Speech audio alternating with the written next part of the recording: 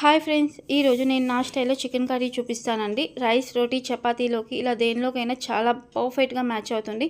చాలా తక్కువ ఇంగ్రీడియంట్స్తో చేసుకోవచ్చండి. ఈవెన్ బ్యాచిలర్స్ దగ్గర ఉండే ఇంగ్రీడియంట్స్తో చాలా సింపుల్గా చేసుకోవచ్చు. ముందుగా 1 కేజీ చికెన్ని తీసుకొని ఉప్పు, కారం, పసుపు, అల్లం వెల్లుల్లి పేస్ట్, పెరుగు వేసుకొని ఒక పావుగంట పాటు మ్యారినేట్ చేసుకొని పక్కన పెట్టేసుకోవాలి. తర్వాత ప్యాన్లోకి నూనె వేసి దానిలోకి పచ్చిమిర్చి అలానే ఉల్లిపాయ ముక్కలు వేసి మగ్గనిచ్చిన తర్వాత టమోటా ముక్కలు కూడా వేసుకొని పావుగంట పాటు మూత పెట్టుకొని మగ్గనివ్వాలండి.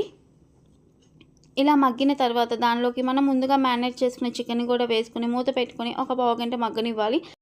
ఈ కర్రీ రైస్, రోటీ, చపాతీలోకి చాలా బాగుంటుందండి. ఒకసారి ఇలా ట్రై చేసి చూడండి. ఇలా కర్రీ అనేది 50% కుక్ అయిన తర్వాత ఒక హాఫ్ గ్లాస్ వాటర్ని పోసుకొని మూత పెట్టుకొని ఒక 10 నిమిషాలు మగ్గనిచ్చిన తర్వాత దానిలోకి చికెన్ మసాలా అలానే గరం మసాలా పౌడర్ కూడా వేసుకొని ఒక 5 నిమిషాలు మగ్గనివ్వాలండి. చివరిగా కొత్తిమీరతో గార్నిష్ చేసుకుంటే రెడీ అవుతుంది. Bye bye.